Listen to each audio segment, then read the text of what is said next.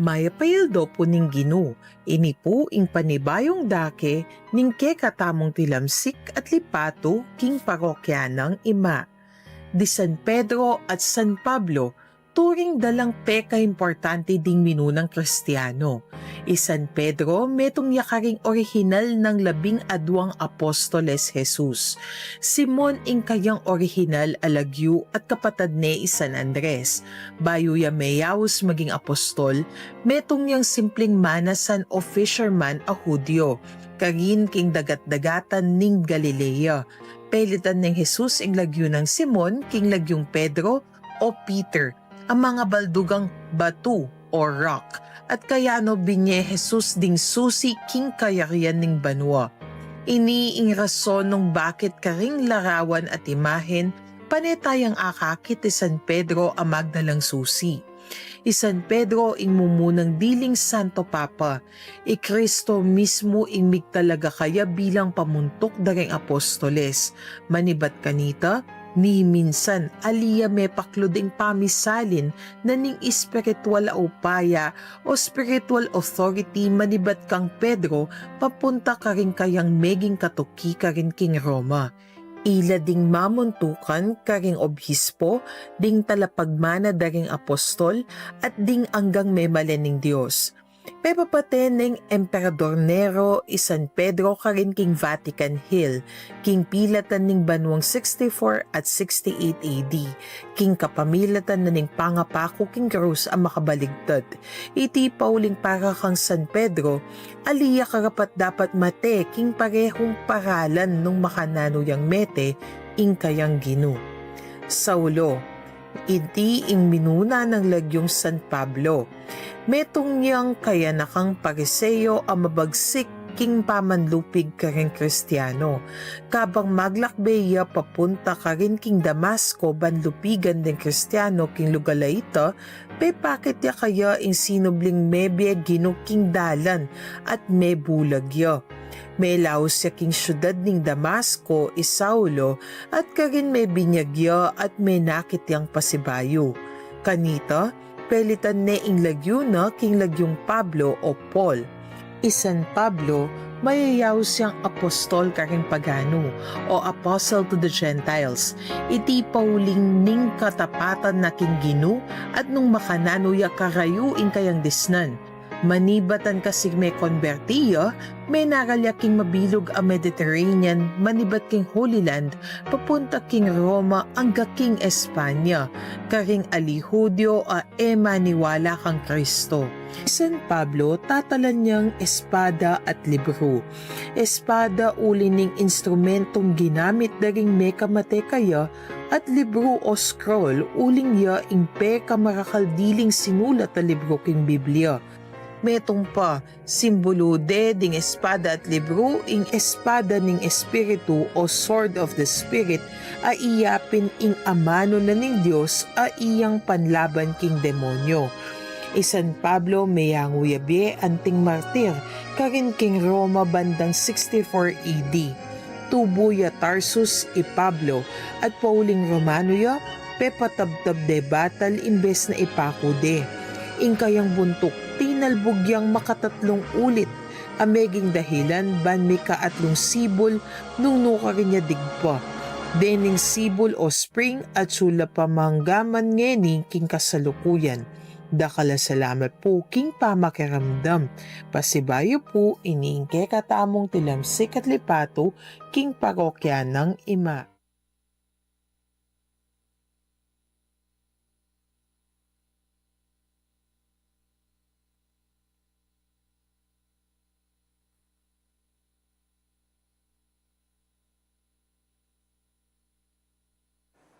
Welcome to our celebration on this 13th Sunday in Ordinary Time.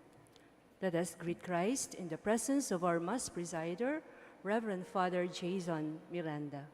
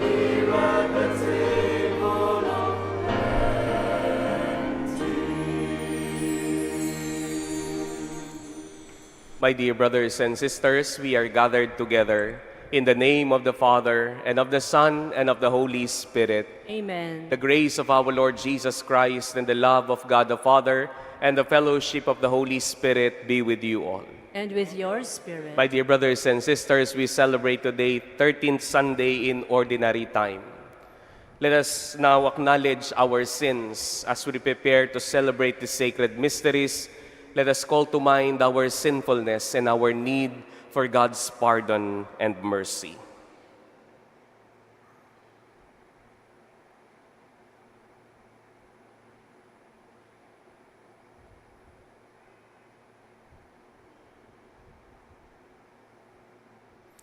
Lord Jesus, you show us the way to the Father. Lord, have mercy. Lord, have mercy. Christ Jesus, you have given us the consolation of the truth. Christ, have mercy. Christ, have mercy. Lord Jesus, you feed us with your body and blood. Lord, have mercy. Lord, have mercy. May Almighty God have mercy on us, forgive us our sins, and bring us to everlasting life. Amen. Gloria in excelsis Deo.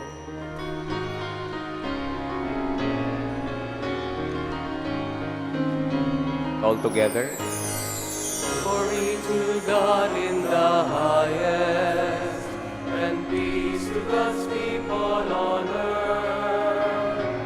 Glory to God in the highest, and peace to God's people on earth. Lord God, heavenly King, Almighty God and Father, we worship you, we give you thanks, we praise you for your glory. Glory to God in the highest, and peace to God's people on earth. Glory to God in the highest, and peace to God's people on earth. Lord Jesus Christ, only Son of the Father, Lord God, Lamb of God, you take away the sins of the world. Have mercy on us. Have mercy on us. You are seated at the right hand of the Father. Receive our prayer, receive our praise. Glory to God in the highest, and peace to God's people on earth. Glory to God in the highest, and peace to God's people on earth. For you alone are the Holy One, you alone are the Lord, you alone are Most High, Jesus Christ, with the Holy Spirit, the glory of God the Father. Amen. Glory to God in the highest, and peace to God's people on earth. Glory to God in the highest, and peace to God's people on earth. Glory to God in the highest, and peace to God's people on earth. Glory to God in the highest, and peace to God's people on earth.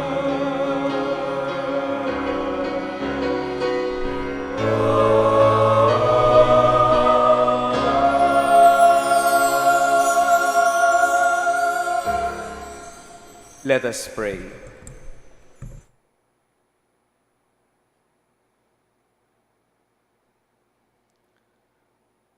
O God, who through the grace of adoption chose us to be children of light, grant, we pray, that we may not be wrapped in the darkness of error, but always be seen to stand in the bright light of truth. Through our Lord Jesus Christ, your Son, who lives and reigns with you in the unity of the Holy Spirit, God, forever and ever. Amen.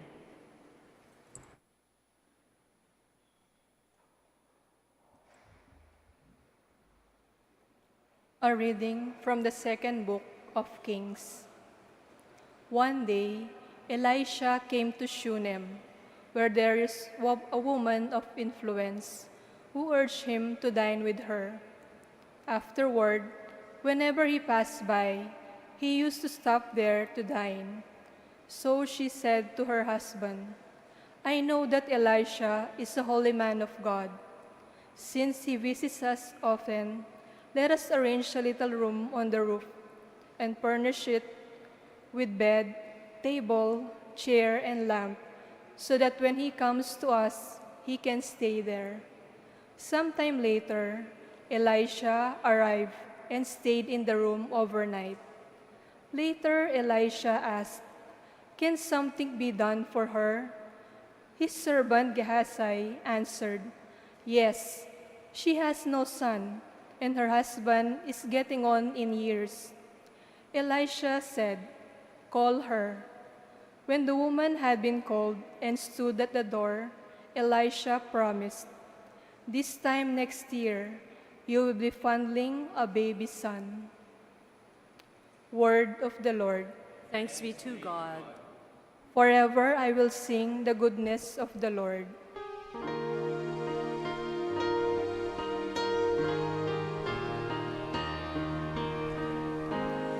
Forever I will sing the goodness of the Lord.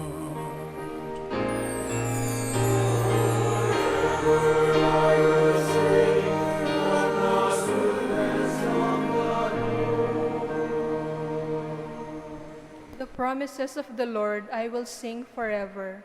Through all generations my mouth shall proclaim your faithfulness. For you have said, "My kindness is established forever." In heaven you have confirmed your faithfulness.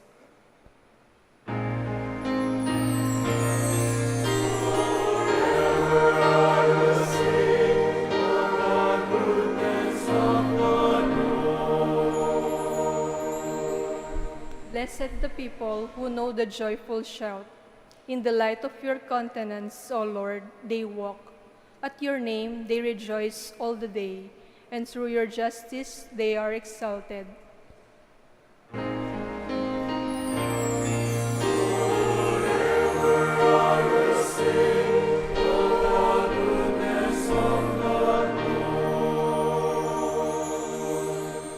You are the splendor of their strength, and by your favor our horn is exalted.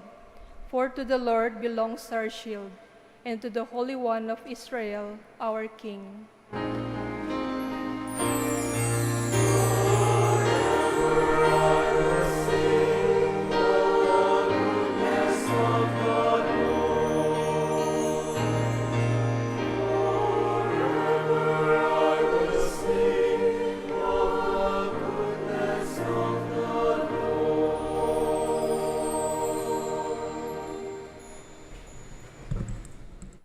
A reading from the letter of St. Paul to the Romans.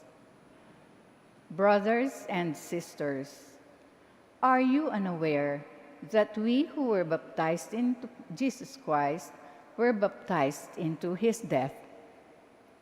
We were indeed buried with him through baptism into death, so that just as Christ was raised from the dead by the glory of the Father, we too might live in newness of life.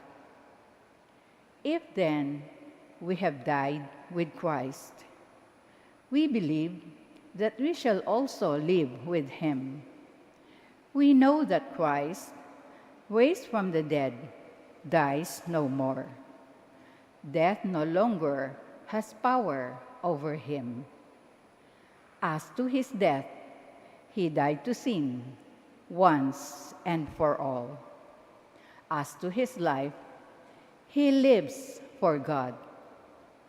Consequently, you too must think of yourselves as dead to sin and living for God in Christ Jesus. Word of the Lord. Thanks be to God.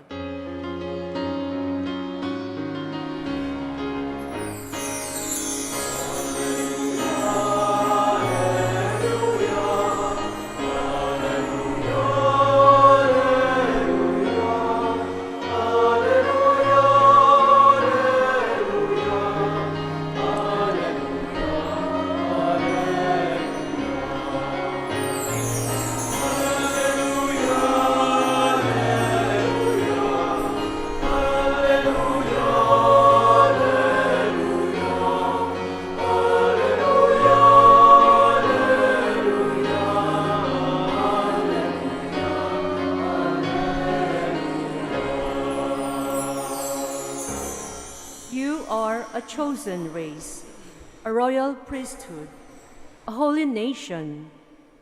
Announce the praises of him who called you out of darkness into his wonderful light.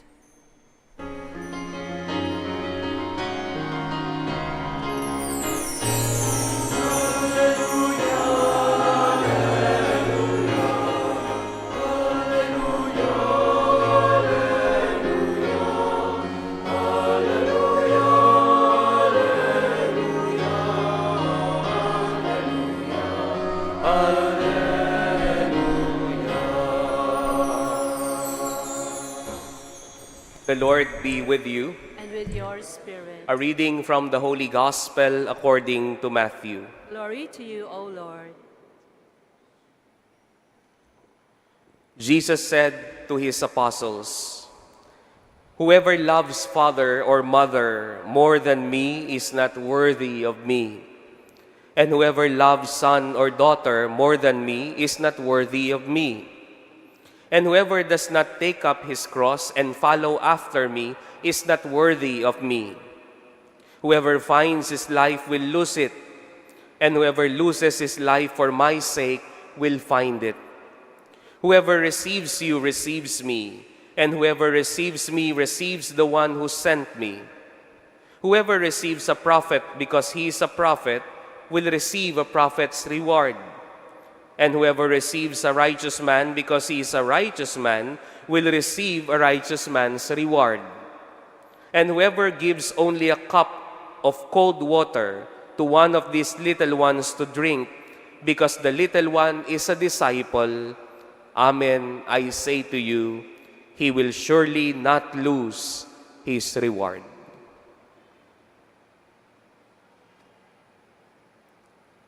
Brothers and sisters, the Gospel of the Lord.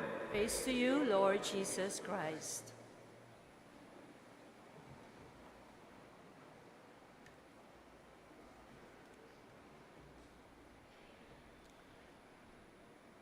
Marami pong mga tao ngayon na kapag meron po silang pumasang kamag-anak sa board exam o nag-graduate, sila po ay nagpapagawa at nagpapaprint ng tarpaulin. Ano po? At ang lagi nilang sinasabi ay, proud kasi kami. Nung minsan, meron pong kaibigan na pumasa sa licensure examination for teachers. Meron po siya mga kapatid. Nag-away-away pa po yung mga magkakapatid kung sino mag-i-sponsor ng tarpaulin. Ano? Gusto natin yun. Kasi proud tayo. Kaya nga nakalagay doon sa tarpaulin ay ano, congratulations for passing the board exam. We are proud of you. But my dear friends, my dear brothers and sisters, many times, the measurement of our pride, yung pagiging proud natin sa kanila, ay nandun lang sa achievements. Ano? Kaya nga kapag tatanungin natin yung mga magulang, kung bakit proud ka sa anak mo, Proud ako sa anak ko kasi nakatapos siya ng pag-aaral. Proud ako sa kanya kasi meron siyang trabaho. Proud ako sa kanya kasi nakabili na siya ng bahay. Proud ako sa kanya kasi meron na siya sasakyan. Minsan meron po akong kaibigan, 80 years old, nag-birthday. Tinanong ko po siya, dahil yung mag-asawa na ito, meron po silang malaking kumpanya, ang daming mga kumpanya, at ipinamana sa mga anak ang kanilang mga kumpanya. Kaya nga yung mga anak, nakatapos ng pag-aaral at meron silang kanya-kanyang company na minamanage. Hindi lang po sila merong tigi-isang bahay, hindi lang po tigi-isa sasakyan, tigta-tatlong sasakyan na mayroon sila at meron silang kumpanya, ibig sabihin mayaman. And I asked the 80-year-old woman, and I said, "Why are you proud? What makes you proud of your children?" Ang akala ko po, ang isasagot niya ay, proud ako kasi may trabaho, nakatapos. Hindi. Ang sinabi niya lang ay, I am proud for what they have become. Ding anak ko among, proud ko kasi mayap lang tao. My dear brothers and sisters, many times, lalong-lalo na po sa mga magulang, marami po sa atin, proud tayo sa mga anak natin, sa mga nakamit nila sa buhay, pero alam natin na minsan o madalas, galing sa hindi tama ang kanilang nakamit. Proud ka sa mga anak mo, minsan, nakabili sila ng bahay, pero alam mo na yung pinanggalingan ng kanilang pambili ay galing sa hindi tama. Sabi ni Jesus sa Ebanghelyo, whoever loves father or mother, or son or daughter, more than me is not worthy of me. Ang sinasabi ng Panginoon sa Ebanghelyo po ngayon ay ang tinatawag po nating the cost of discipleship. Matalim ang sinasabi ni Kristo sa atin na ang inuuna natin hindi dapat ang pamilya, kundi ang laging inuuna natin ay ang kalooban ng Diyos sa loob ng ating mga pamilya. Dahil marami pong panahon, mga kapatid, dahil kapamilya mo, ang kamag-anak mo, dahil kadugo ko ito, kahit siya'y mali, kakampihan ko. Hindi po ba? Mali yung anak mo, kakampi ka sa kanya. Bakit? Anak ko yan eh. May ginawang hindi tama ang asawa mo, kakampihan mo. Bakit? Asawa ko yan eh. Hindi sinasabi ng Panginoon na wag nating mahalin ang ating mga pamilya. In fact, Jesus Christ came from a family. He wants us to love our families. But inside our families, the will of God should be our top priority. Ano ang tinuturo nyo sa mga anak ninyo? Kaya nga, no minsan, may kwento. Yung nanay, hinahatid niya yung anak niya sa eskwelahan.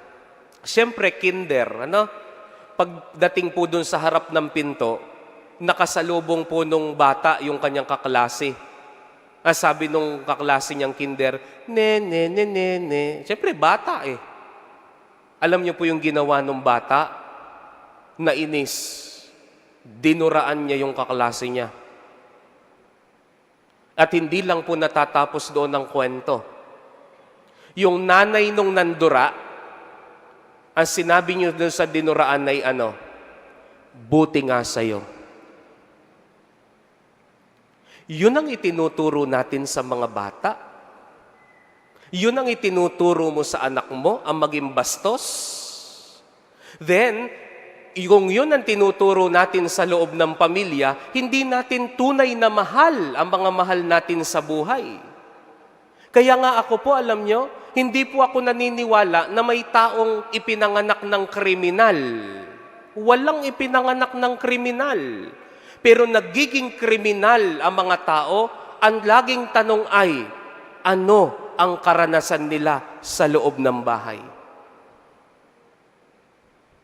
Alam nyo siguro ang nangyari sa Tacloban. And we always ask ourselves, how come? Itong bata na ito, kaya niyang barilin ang kanyang mga kaklase. Siya ba'y natural na kriminal? I don't think so. Pero ang laging tanong, anong klasing turo ang meron sa loob ng bahay? Anong klasing magulang ang kanyang nakikita? At isa sa mga pinakamalaking tanong ay, bakit mayroon siyang baril? Walang ipinanganak na kriminal. Pero ang mga kriminal ay unang nahuhubog sa loob ng bahay. Kaya ang laki responsibilidad po nito, mga magulang. Kahit masakit sa ating mga tainga, sinasabi ni Kristo sa atin, hindi lang yung kapag tinuturuan mo ang mga anak mo na mandaya, tinuturuan mo sila ng hindi tama, tinuturuan mo sila ng manlamang, tinuturuan mo sila ng manakit ng kapwa-tao. Kapag yan ang itinuturo mo sa kanila, Jesus is telling you right now, you are not worthy of the kingdom of God. Because the kingdom of God is a place where the will of God is priority, where the will of God is supreme. If you cannot make the will of God supreme inside your families, inside your houses, we are not worthy of God's kingdom.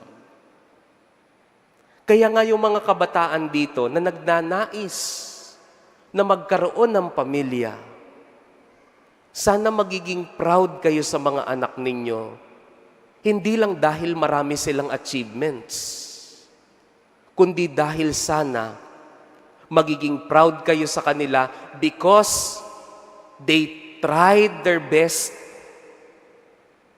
Sinubukan nilang maging magaling. Nagtapos sila ng pag-aaral. Nagkaroon sila ng bahay. Pero kahit na successful sila sa mga material blessings, mabuti silang tao. Naalala ko po yung isang kwento. Meron pong isang tatay, yung kanyang anak na 10 years old, pinabantay niya po sa kapwa empleyado. Sila po'y nagtatrabaho sa isang opisina ng gobyerno, hindi ko na po sasabihin anong opisina.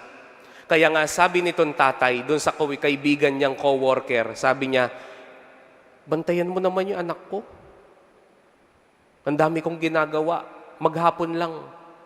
So pinabantayan niya. Itong babae, sinama niya doon sa office. At habang nakikita ng bata kung paano nagtatrabaho itong empleyado na ito, sabi niya, tita, ang ganda-ganda pala ng trabaho mo, no?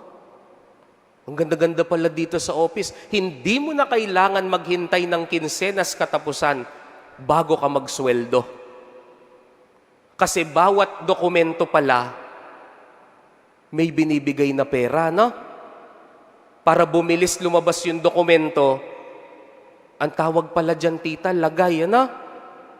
Kaya, tita, alam mo, paglaki ko, gusto ko ganyan ang trabaho ko. Pagkatapos po na maghapon, umuwi yung bata. Nagkwento siya sa tatay niya. Sabi niya, tay, sana sa susunod gusto ko ring makasama ulit si tita, no? Gusto ko nakikita yung trabaho niya. Hindi na niya kailangang maghintay ng kinsenas katapusan. Habang pumapasok ang mga papel, pumapasok din ang pera. Nagalit ang tatay. Kinabukasan, he confronted the fellow employee. Ang sabi niya, sabi ko sa iyo, bantayan mo ang anak ko. Hindi ko sinabing turuan mo siya ng masama. Sumagot po yung babae, sabi niya, alam mo, dapat sa panahon na ito, practical ka na eh. Ito na yung mundo, sabi niya. Hindi ka yayaman kung hindi ganito ang gagawin mo. Ito na yung mundo. That is why the task of parents is to teach their children what the world is. Sumagot po yung tatay, "You're wrong. The task of parents is not to teach their children what the world is, but the task of parents is to teach their children what the world should be." Ulitin ko po yun. The task of parents is not to teach their children what the world is, but the task of parents is to teach their children what the world should be. Yung dapat.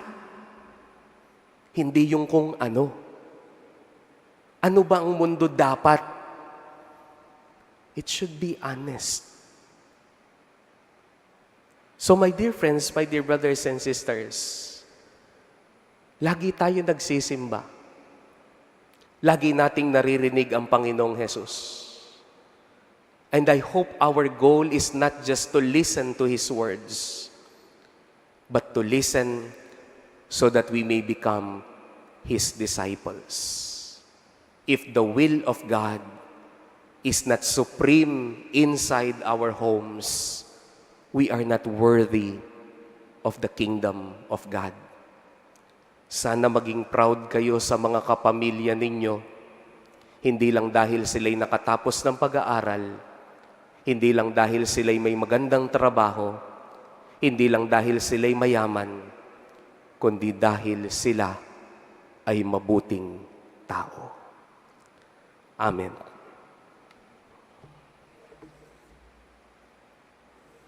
Let us now profess our faith. I believe in God, the Father Almighty, Creator of heaven and earth, and in Jesus Christ, His only Son, our Lord, who was conceived by the Holy Spirit, born of the Virgin Mary, suffered under Pontius Pilate, was crucified, died, and was buried. He descended into hell. On the third day, He rose again from the dead. He ascended into heaven and is seated at the right hand of God, the Father Almighty. From there, He will come again to judge the living and the dead. I believe in the Holy Spirit, the Holy Catholic Church, the communion of saints, the forgiveness of sins, the resurrection of the body, and life everlasting. Amen. Let us bring to the Father our petitions and our prayers, mindful of our needs and the needs of one another. For every petition we pray, listen to your people, Lord. Listen to your people, Lord.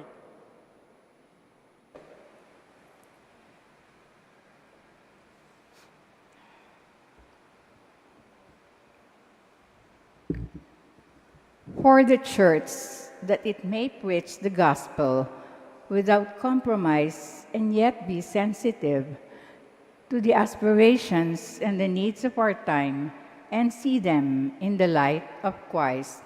Let us pray. Listen to your people, Lord. For those in the Church who bear the burden of authority, that they may be open to all without favoritism and make everyone co-responsible for the whole people of God. Let us pray. Listen to your people, Lord. For our missionaries, that they may welcome the cultural values of the people to whom they are sent and be open to their mentality. Let us pray. Listen to your people, Lord. For those who live in the edge of society, for loners and strangers, the poor and old people, or the sick and the misunderstood, that they may encounter warm-hearted people who understand and welcome them. Let us pray. Listen to your people, Lord. For these and all other Christian communities, that we may not tolerate among us any form of prejudice or discrimination, but open our hearts and doors to one another, let us pray. Listen to your people, Lord. In the silence of our hearts, let us pray for our intentions.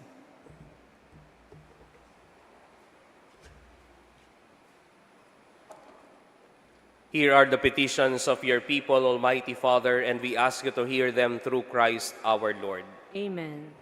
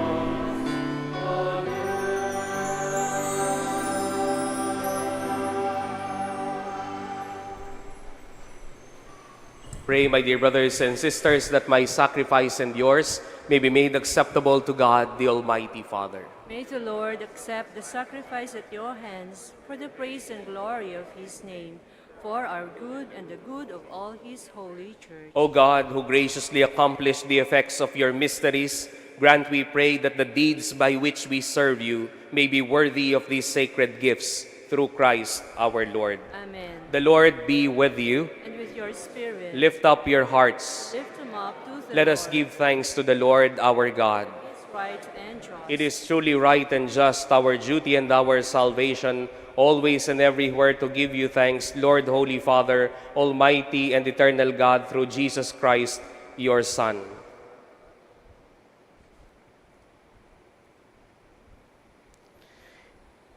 In him you have been pleased to renew all things, giving us all a share in his fullness. For though he was in the form of God, he emptied himself, and by the blood of his cross brought peace to all creation. Therefore he has been exalted above all things, and to all who obey him has become the source of eternal salvation. And so with the angels and archangels, with thrones and dominions, and with the hosts and powers of heaven, we sing the hymn of your glory, as without end we acclaim.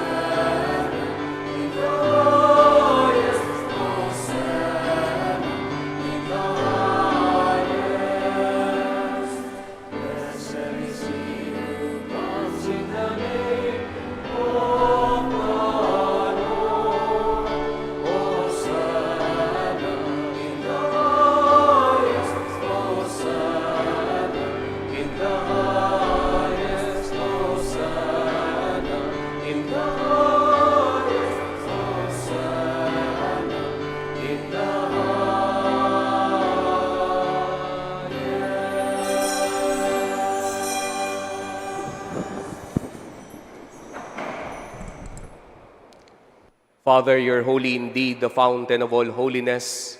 Make holy, therefore, these gifts, we pray, by sending down your Spirit upon them like the dewfall, so that they may become for us the body and blood of our Lord Jesus Christ.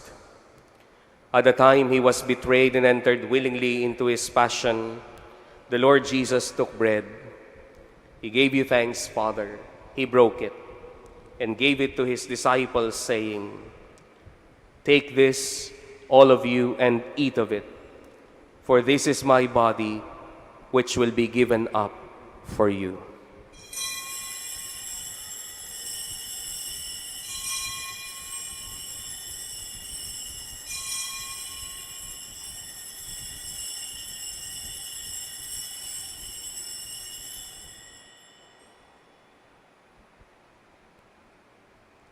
In a similar way, when supper was ended, the Lord Jesus took the chalice, and once more giving you thanks, Father, he gave it to his disciples, saying, "Take this, all of you, and drink from it, for this is the chalice of my blood, the blood of the new and eternal covenant, which will be poured out for you and for many for the forgiveness of sins. Do this in memory of me."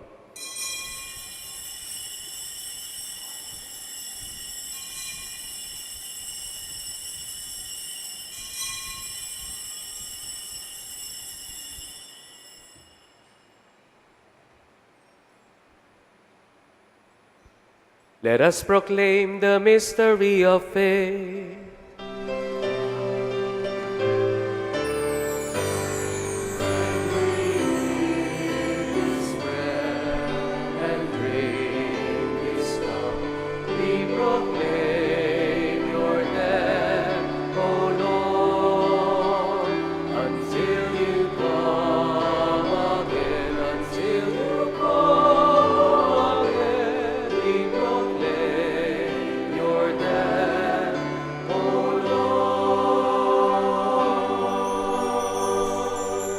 Therefore, as we celebrate the memorial of his death and resurrection, we offer you, Father, the bread of life and the chalice of salvation, giving thanks that you have held us worthy to be in your presence and minister to you.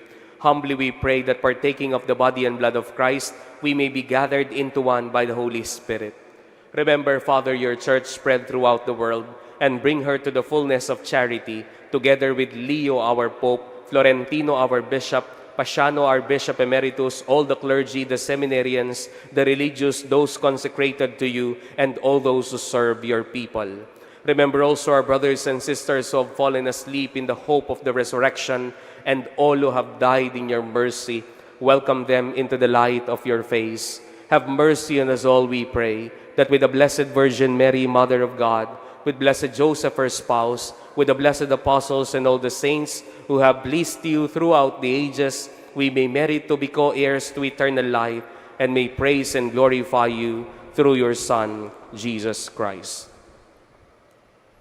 Through him, and with him, and in him, O God, Almighty Father, in the unity of the Holy Spirit, all glory and honor is yours forever and ever.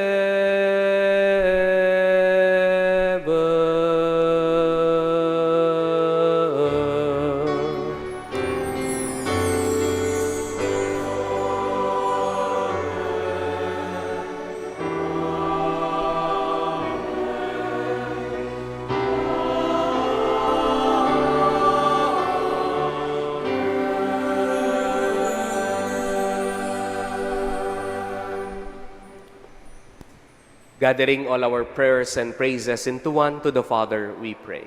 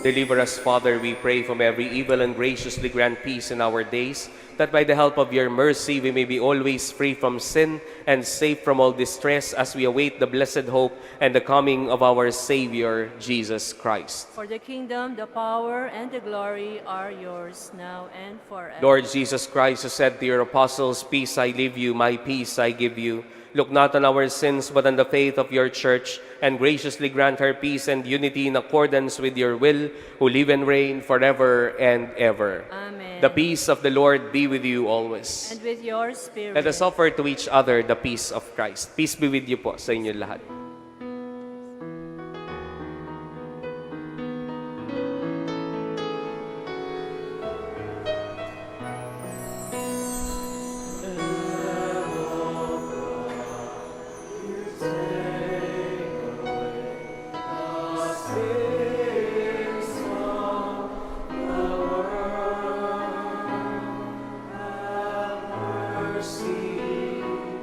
Have mercy.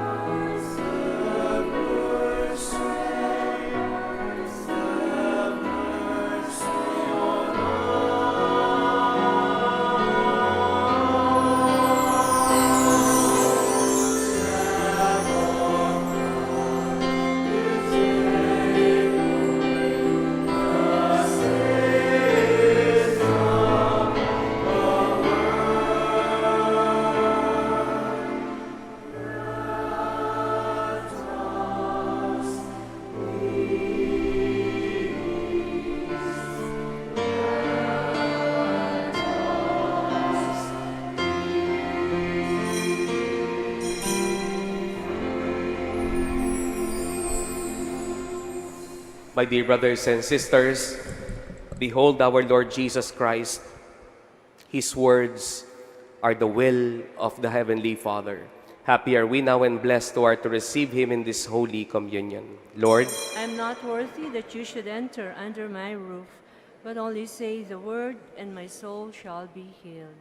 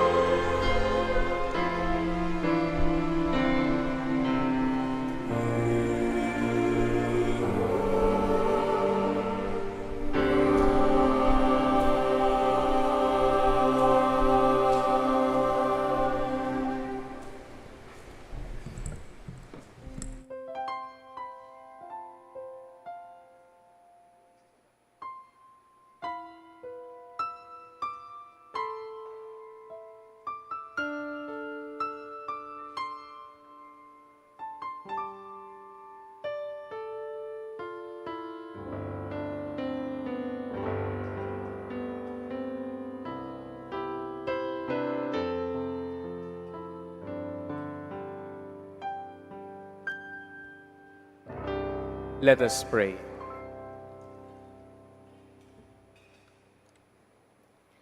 May this divine sacrifice we have offered and received fill us with life, Almighty Father, we pray, so that bound to you in lasting charity, we may bear fruit that lasts forever. Through Christ our Lord. Amen. Our love for our families is supreme when the will of God is supreme in our families. Mas mahal mo kapag hindi mo kinukonsinti. Mas mahal mo pag tinatama. That is why if we want to be worthy of God's kingdom, let His will be the top priority inside our homes. The Lord be with you. May Almighty God bless you, the Father and the Son, and the Holy Spirit.